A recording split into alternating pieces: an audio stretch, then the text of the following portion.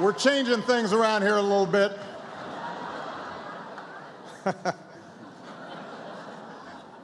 Actually, my advisors were a little worried about the new rap entrance music. They are a little more traditional.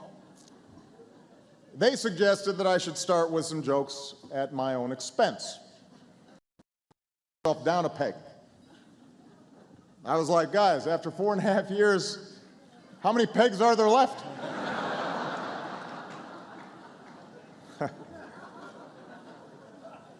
I want to thank the White House Correspondents. Ed, you're doing an outstanding job. We are grateful for the great work you've done. To all the dignitaries who are here, everybody on the dais, I especially want to say thank you to Ray Odierno, who does outstanding service on behalf of our country, and all our men and women in uniform every single day. And of course, our extraordinary First Lady, Michelle Obama.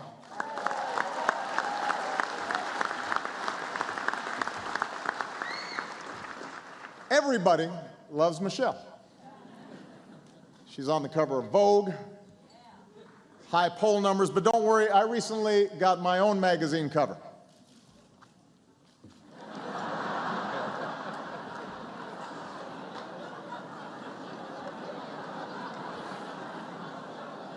Now, look, I get it. These days I look in the mirror and I have to admit, I'm not the strapping young Muslim socialist that I used to be.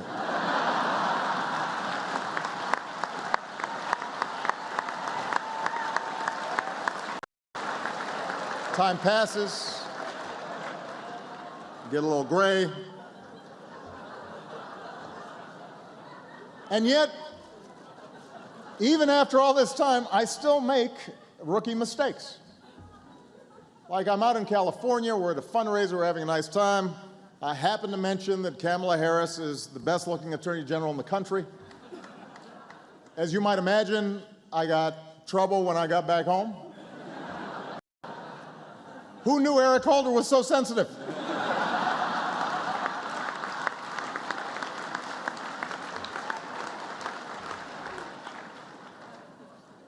And then there's the Easter egg roll, which is supposed to be just a nice, fun event with the kids.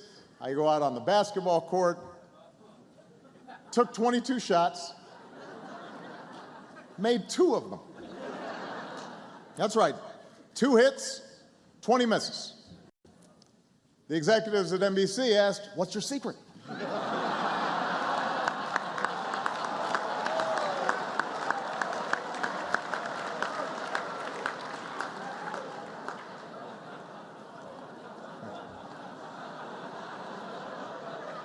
So, yes, maybe I have lost a step.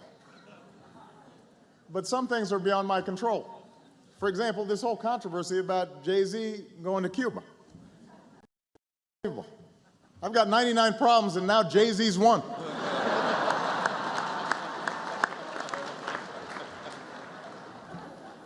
That's another rap reference, Bill.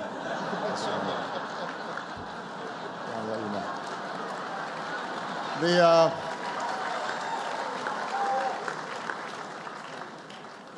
Of course, everybody's got plenty of advice. Maureen Dowd said, I could solve all my problems if I were just more like Douglas in The American President. And I know Michael's here tonight. Michael, what's your secret, man? Could it be that you were an actor in an Aaron Sorkin liberal fantasy? Might that have something to do with it? I don't know.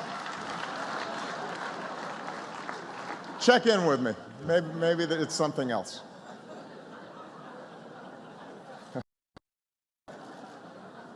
Anyway, I recognize that this job can take a toll on you.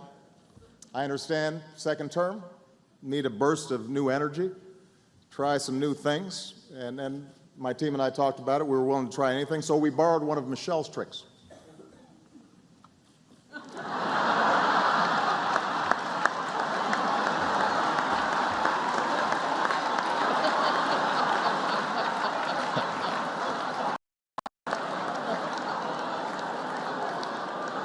I thought this looked pretty good, but no bounce. Anyway, I want to give a shout out to our headliner, Conan O'Brien.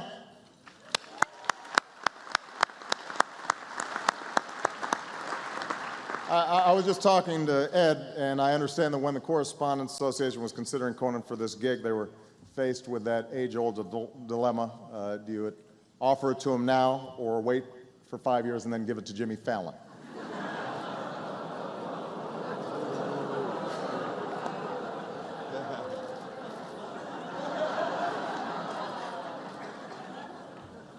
That was a little harsh.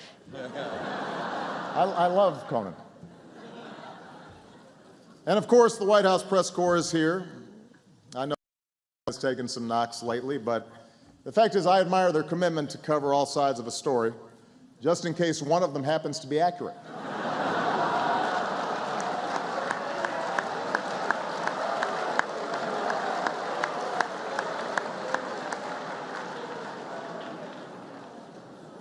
Some of my former advisors have switched over to the dark side. For example, David Axelrod now works for MSNBC, which is a nice change of pace since MSNBC used to work for David Axelrod.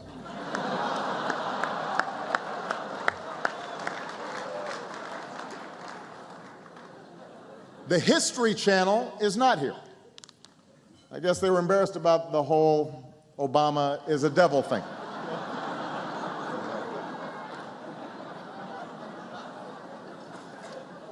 Of course, that never kept Fox News from showing up. They actually thought the comparison was not fair to Satan.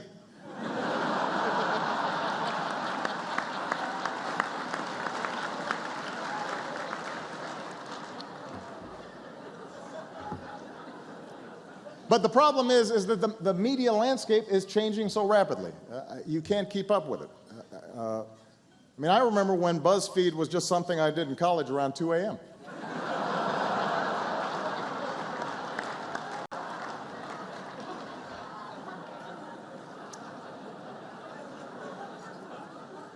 It's true.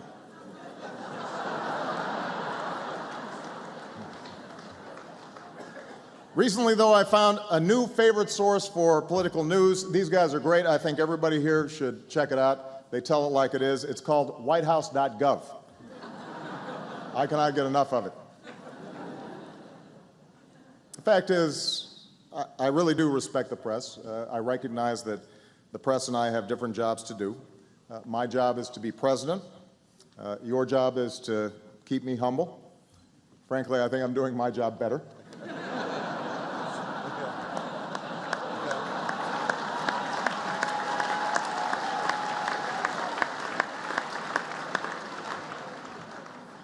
But part of the problem is everybody is so cynical. I mean, we're constantly feeding cynicism, suspicion, conspiracies. You remember a few months ago, my administration put out a photograph of me going skeet shooting at Camp David? You remember that? And quite a number of people insisted that this had been photoshopped. But tonight I have something to confess. You were right. Guys, can we show them the actual photo?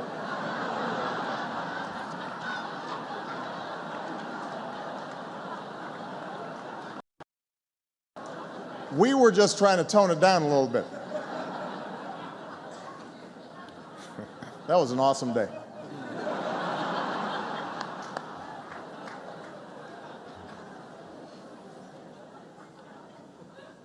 There are other new players in the media landscape as well, like super PACs. Did you know that Sheldon Adelson spent $100 million of his own money last year on negative ads? You've got to really dislike me to spend that kind of money. I mean, that's Oprah money. You could buy an island and call it Nobama for that kind of money. Sheldon would have been better off offering me $100 million to drop out of the race.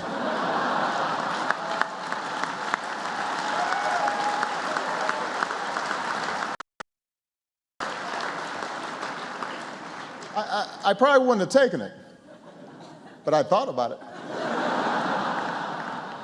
Michele would have taken it.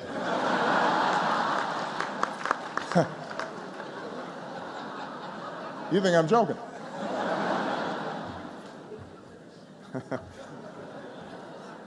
I know Republicans are still sorting out what happened in 2012, but one thing they all agree on is they need to do a better job out to minorities. And look, call me self-centered, but I can think of one minority they could start with. Hello?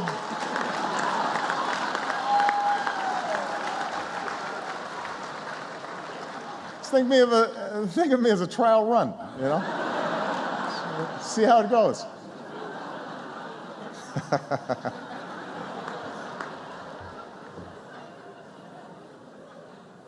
If they won't come to me, I will come to them.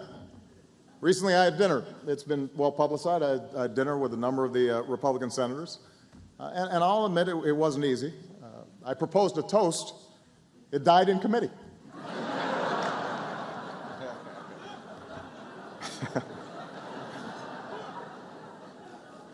Of course, even after I've done all this, some folks still don't think I spent enough time.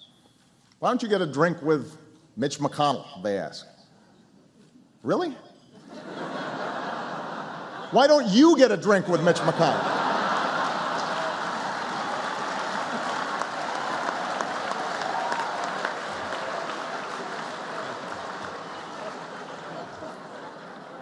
I'm sorry, I get frustrated sometimes. I am not giving up. In fact, I'm taking my charm offensive on the road. A Texas barbecue with Ted Cruz,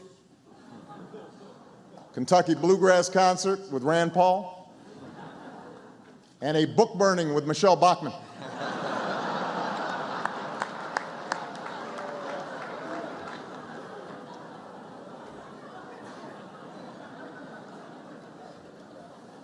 My charm offensive has helped me learn some information about what's going on in Congress. It turns out absolutely nothing. But the point of my charm offensive is simple. We need to make progress on some important issues. Take the sequester. Republicans fell in love with this thing, and now they can't stop talking about how much they hate it. It's like we're trapped in a Taylor Swift album.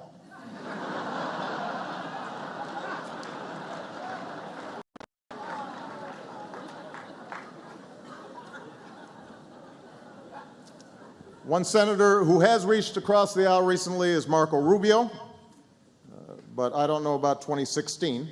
I mean, the guy has not even finished a single term in the Senate, and he thinks he's ready to be president. Kids these days. I, on the other hand, have run my last campaign. On Thursday, as Ed mentioned, I went to the opening of the Bush Presidential Library in Dallas. It was a wonderful event, and that inspired me to get started on my own legacy, which will actually begin by building another edifice right next to the Bush Library. Can we show that, please?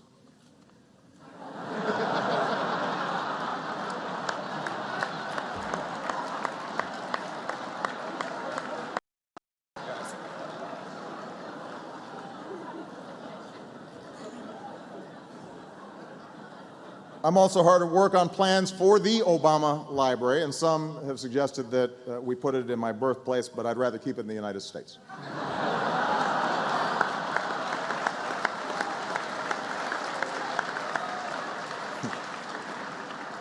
Did anybody not see that joke coming? Show of hands. Only Gal. Maybe Dick Morris.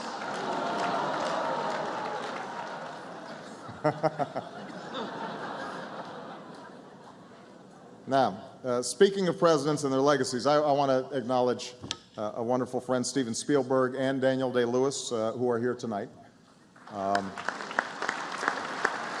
We had a screening of their most recent film, Lincoln, which was an extraordinary film. I am a little nervous, though, about Stephen's next project. I saw a behind-the-scenes look on HBO. Well, let's just check it out. Roll the tape. It's a remarkable transformation. Do I really sound like that, though, honey?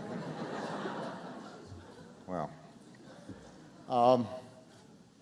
Groucho Marx once said, and Senator Cruz, that's Groucho Marx, not Carl. That's the other guy.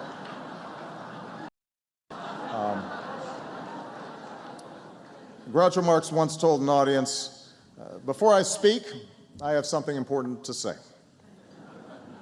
And along those same lines, I want to close on a more serious note. Obviously, there's been no shortage of news to cover over these past few weeks. And these have been some very hard days for too many of our citizens. Even as we gather here tonight, our thoughts are not far from the people of Boston and the people of West Texas. There are families in the Midwest who are coping with some terrible floods. So we've had some difficult days. But even when the days seem darkest, we have seen humanity shine at its brightest. We've seen first responders and National Guardsmen who dashed into danger, law enforcement officers who lived their oath to serve and protect, and everyday Americans who are opening their homes and their hearts to perfect strangers. And we also saw journalists at their best, especially those who took the time to wade upstream through the torrent of digital rumors to chase down leads and verify facts and painstakingly put the pieces together to inform and to educate and to tell stories that demanded to be told. If anyone wonders, for example, whether newspapers are a thing of the past, to do was to pick up or log on to papers like the Boston Globe. It's when they're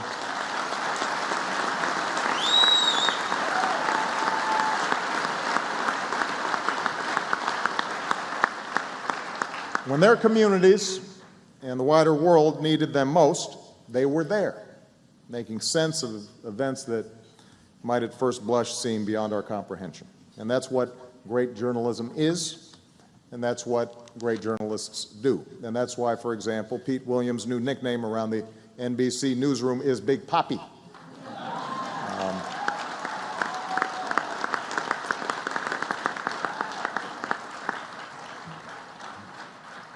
And in these past few weeks, as I've gotten a chance to meet many of the first responders and the police officers and volunteers who raced to help when hardship hits, I was reminded, as I'm always reminded when I meet our men and women in uniform, whether they're in war theater or here back home or at Walter Reed, Bethesda,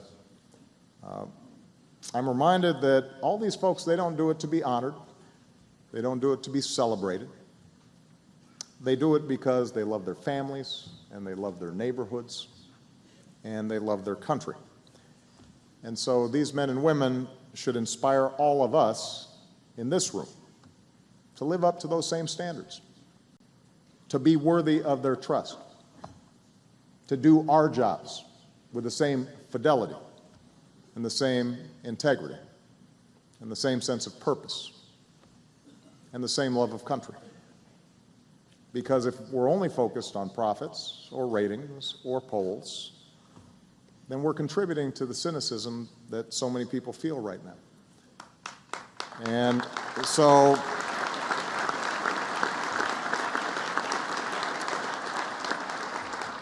those of us in this room tonight, we are incredibly lucky. And the fact is, we can do better. All of us.